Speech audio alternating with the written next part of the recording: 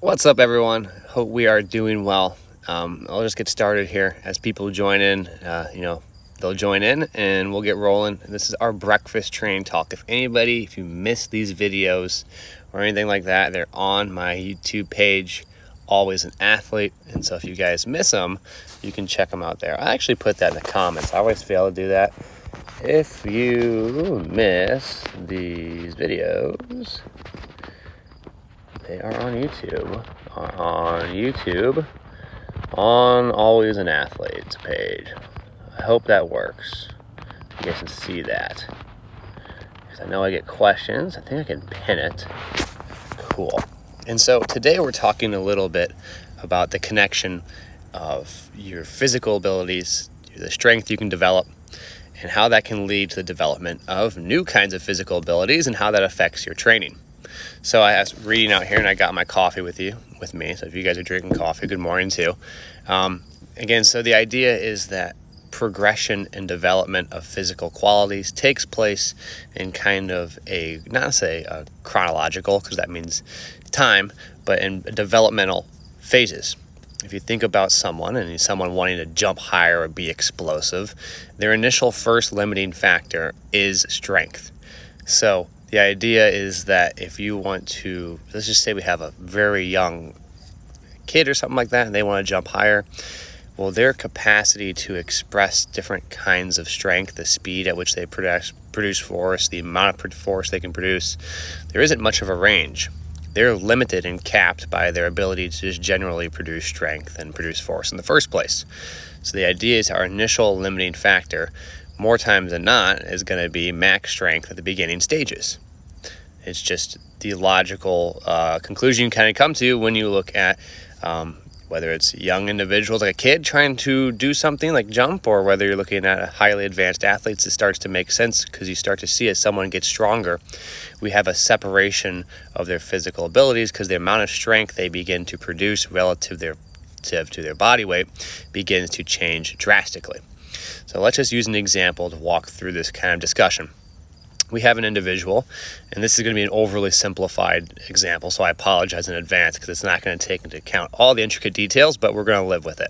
So we have an individual, and this individual, let's say, weighs 100 pounds, and this person can also only squat 100 pounds.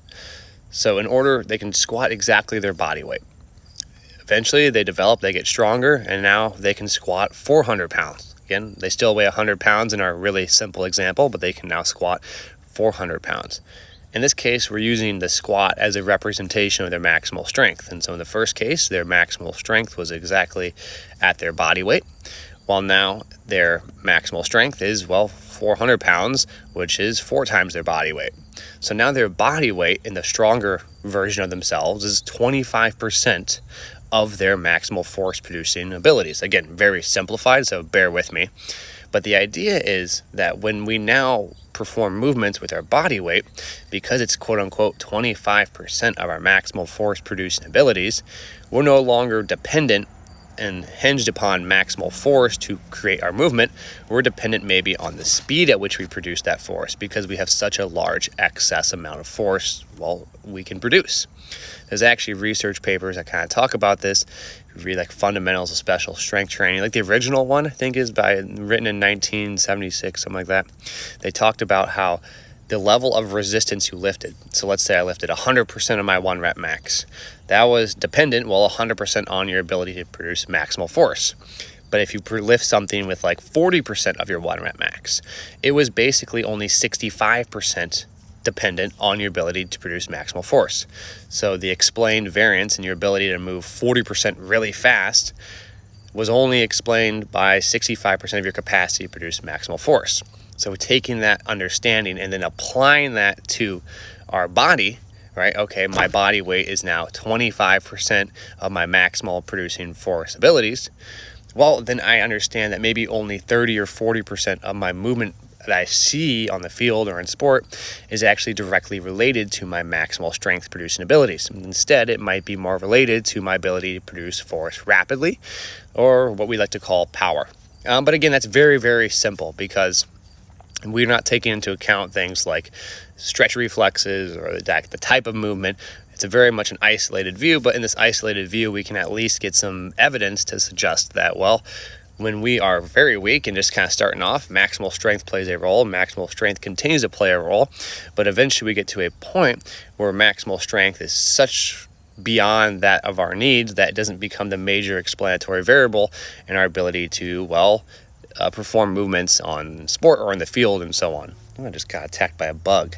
So hopefully that makes sense. It's something I was kind of reading about, something that was interesting. I hope that example provides some clarity in that. Now, I know it's really a simplified example, and it's not like, the most detailed one, but hopefully gets the idea across, the fact that as we get stronger, our body weight is still what we are moving. Even though in the weight room we're lifting weights and lifting heavier weights than our body weight, we still have to project our body. We are propulsive. Our body becomes what we move. And if movement is what matters in sport, well, if we understand that movement with my body weight, its body weight, the weight itself is relative to how much force I can produce, and when that changes, it becomes dependent on different factors, maybe like speed and power and so on. That opens the door to different kind of training variables. So I hope that makes sense. I'm going to drink my coffee. I got my book with me, and I appreciate you guys tuning in. When I do this, by the way, I don't see any of the comments. So if you guys are saying cool things or nice things, I appreciate them. But if you guys have questions, just send them. I'm not going to look at them. I apologize. I'm not even sure where they are at the moment. My thread's not moving. I must have it on static. But I appreciate you guys. If you guys missed these videos, we have other episodes up online on Always an Athlete YouTube page. So check that out. Again, that's kind of a fun page. I originally started because I was going to document some of my jumping journey, my ability to be more athletic, but now it has converged into my breakfast training talk page. So I share my breakfast videos there. I appreciate you guys, and I hope you all enjoy. As always, take care, and I'll put this up on the YouTube page here right after.